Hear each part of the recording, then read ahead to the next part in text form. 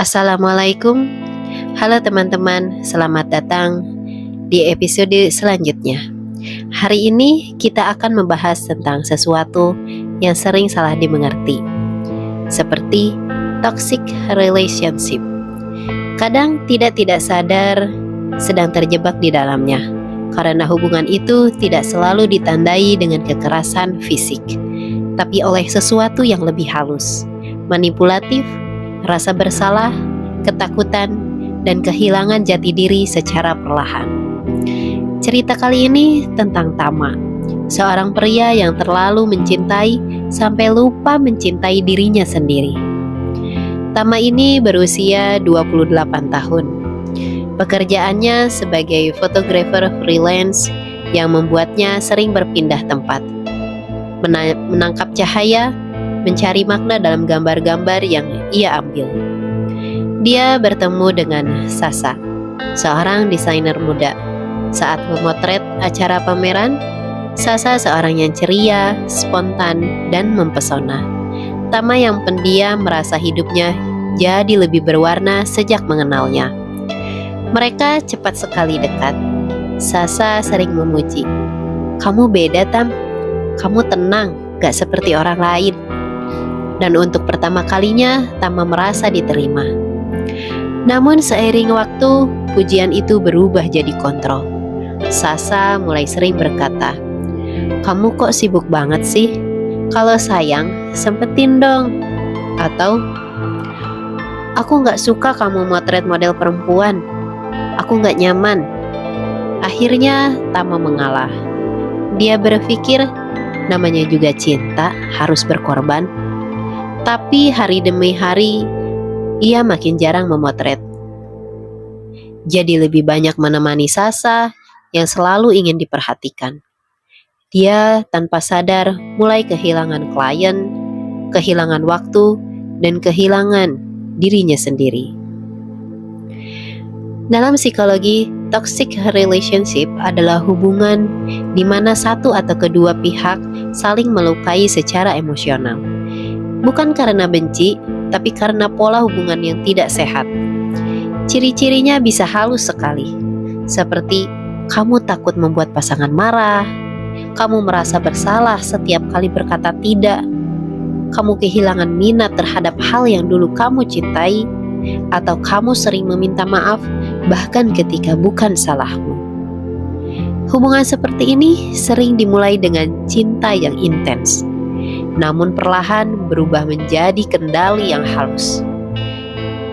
Melalui rasa bersalah, ancaman emosional, atau ketergantungan.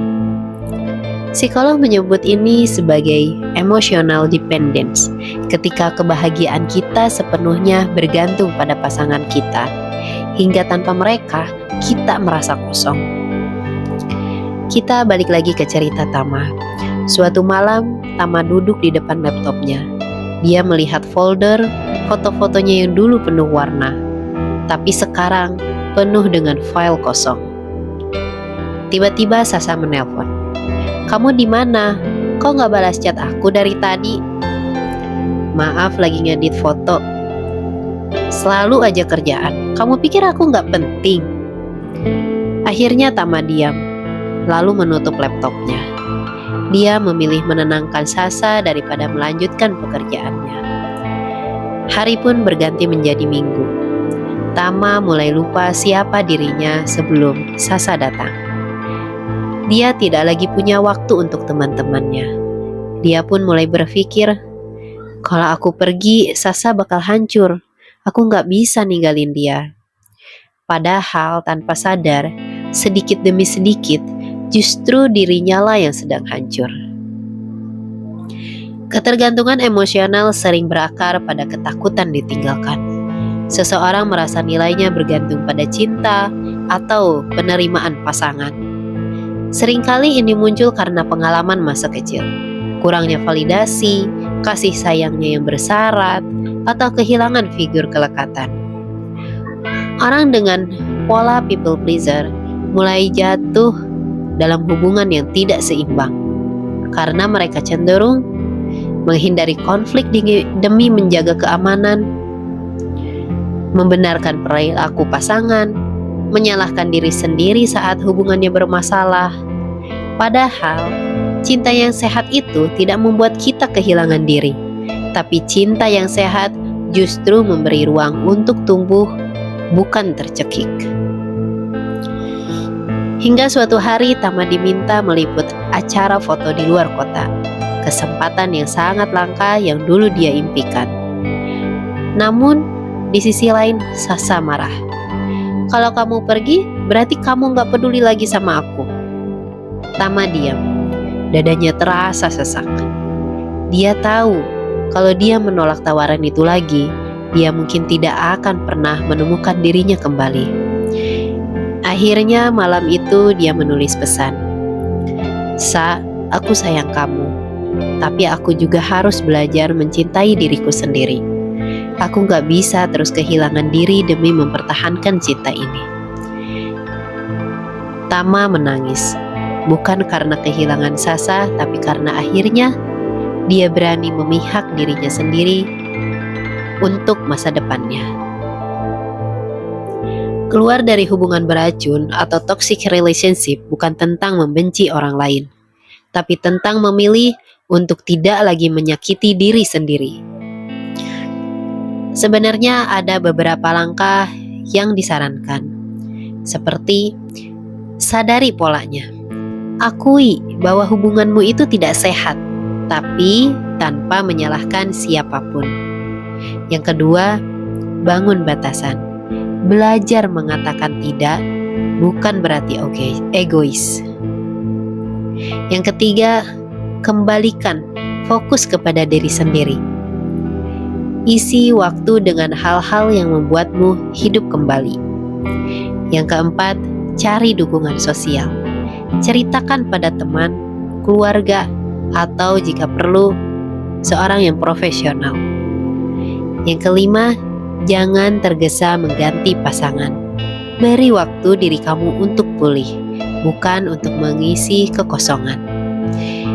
Ingat, cinta sejati tidak menuntutmu kehilangan jati diri, tapi menuntunmu menjadi versi terbaik dari dirimu sendiri.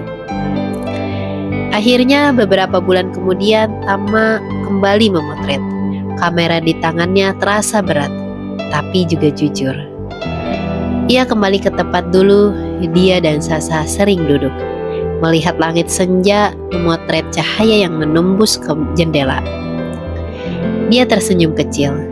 Kini tidak ada lagi pesan marah, tidak ada lagi ketakutan. Dia memang masih mencintai Sasa, tapi dengan cara yang berbeda. Dari jauh, tanpa kehilangan dirinya. Tama sadar, cinta tidak selalu berarti bersama. Kadang, cinta berarti membiarkan diri tumbuh lagi. Teman-teman, kisah Tama mengingatkan kita bahwa hubungan yang baik tidak membuat kita takut, tidak membuat kita kecil, tidak memaksa kita berhenti menjadi diri sendiri. Kalau kamu sedang berada di hubungan yang melelahkan, ingat, mencintai seseorang tidak harus berarti mengorbankan kebahagiaan kamu. Kamu tetap berhak merasa aman, didengar dan dihargai. Mungkin hari ini kamu belum siap untuk pergi, tapi setidaknya mulai hari ini kamu bisa memilih untuk tidak lagi kehilangan diri demi cinta. Terima kasih sudah mendengarkan kisah Tama.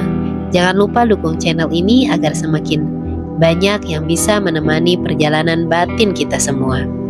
Sampai jumpa di episode berikutnya. Dan jangan lupa cintai dirimu dengan lembut seperti kamu ingin dicintai dunia. Assalamualaikum.